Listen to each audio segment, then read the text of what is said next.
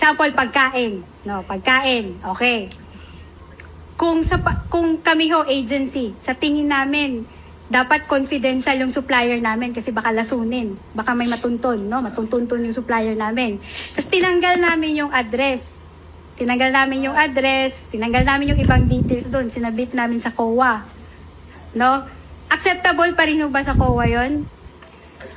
Hindi naman po confidential yung mismong Sa inyo ho, pero kung sa... Ask and answer, Your Honor. Okay. Hindi naman confidential yun. Asked and answered. Don't argue with the witness, counsel. Okay, yes, Your Honor. So sa tingin nyo, hindi confidential yon, pero maaaring sa agency, confidential ho yun. para sa Argumentative, Your Honor. Ask and answer. It is not confidential. Move on to the kanila. next point, Your Honor, counsel. I'm asking for possibility, Your Honor. There is already ruling from the presiding officer. Move to the next point, counsel. Okay, so in short, kayo ho yung nagde-decide ngayon kung ano ho yung confidential na information at hindi. Kasi sinabi nyo ho, sa tingin nyo, hindi naman siya confidential. Misleading, Your Honor. Hindi ho. Witness may answer. Yes. Yun. Kasi nga po yung pinaggamitan, hindi naman po yung nag-provide. Okay, so okay lang na ma-expose yung supplier sa instance na yon, no? Okay lang na malagay yung Your Honor, address ni please. ATC. Again, this is already argumentative. Asked and answered, counsel, and asked and answered. Yes, argumentative. we There take is nothing confidential about where you Asked buy and answered, supplies. counsel, Your Honor, please, whether this you line of agree or not, questioning, whether you agree with that with the answer of Celine, that was the answer she gave. continuing objection, Your Honor, if it will apply again to medicines, if it will apply again to supplies, We will chairs not and be- tables, we will have a continuing objection we're not yet to there, this counsel. line We're not- of questioning, Your Honor. We're not yet there, counsel. Okay. So you Attorney are Christine, saying... you may proceed. Yes po. Your Honor, thank you po. So you are saying the COA is in a better position to judge whether an information is confidential or not. Wala akong karapatan sa agency. Argumentative, Your Honor. With Excuse me, regard to the food, Your Honor, we are on the example of the supplier of food. Okay, sa instance ho na yan, sa tingin nyo, hindi ho siya confidential, di ba ho? So kayo ho yung mas nakakaalam na ito, you are in a better judgment sa bagay ho na yan. Kasi po dun sa food po, yung tao mismo na bumili, yun yung confidential. Ganun po. Hindi Hindi po ho yan yung tanong ko eh. Okay, the yung question tanong, is vague, Your Honor. yung tanong, Please. The Celine. question is vague. Celine, ang tanong sa iyo ay may karapatan ba yung ahensya magsabi na ito confidential? Kayo lang ba ang may karapatan? Kasi I can actually answer. Tell me if you agree.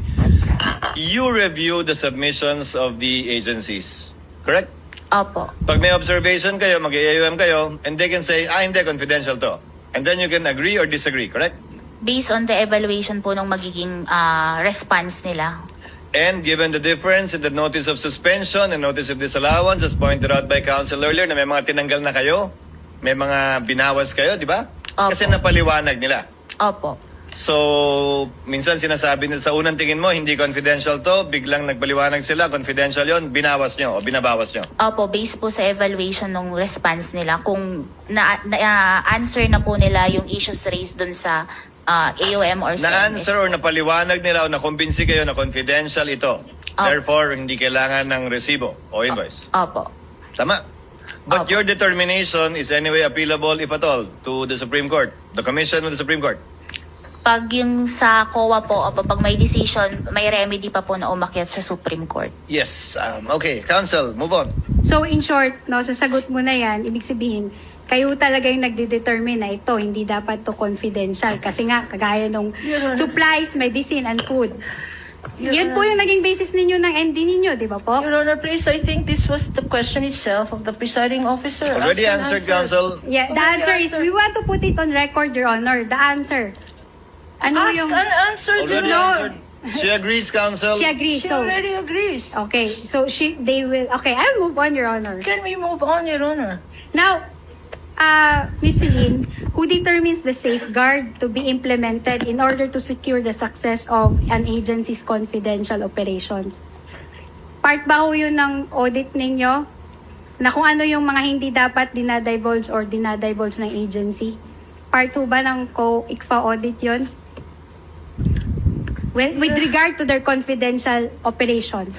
Your Honor, again, this is ask and answer. No, Your Honor. By I rephrasing object, the Your Honor. question, Your Honor, by rephrasing This is the a question. different Kindly question. wait Counsel, for, can I- wait for counsel for the prosecutors. Yes, Attorney Kapunan? Your Honor, these are the same questions rephrased differently, Your Honor. Ask and answer. It is not, Your Honor.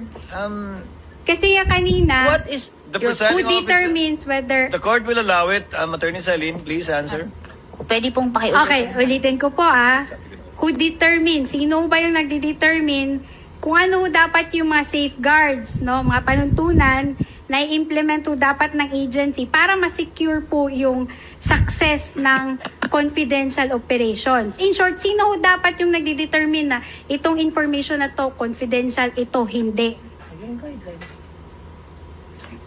Yun po is dapat po sa agency, meron Sa silang sound and effective internal control. So, salamat po. No, so, sa agency na yon, no? Si agency dapat. And si COA ICFAO merely audits liquidation documents relative to the confidential funds. Tama po ba? We base po sa liquidation documents submitted at base po sa joint circular yung pag-evaluate namin per liquidation documents submitted. Yes, okay. Thank you for that, no? So, si COA ICFAO, in that sense, you do not determine which information is confidential or not, correct? Kasi base lang naman po kayo sa liquidation documents. We base on our audit po sa liquidation documents submitted to us. We rely po doon Okay, sa pag-conduct ng audit. Salamat po. Now, si COA ICFAO po ba ay privy sa confidential operations ng agency?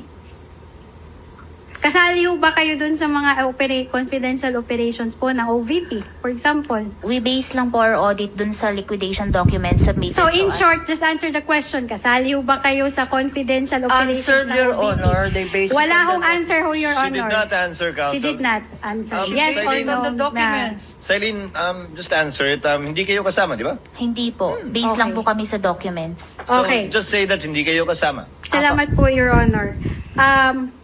It's 12:16, Your Honor.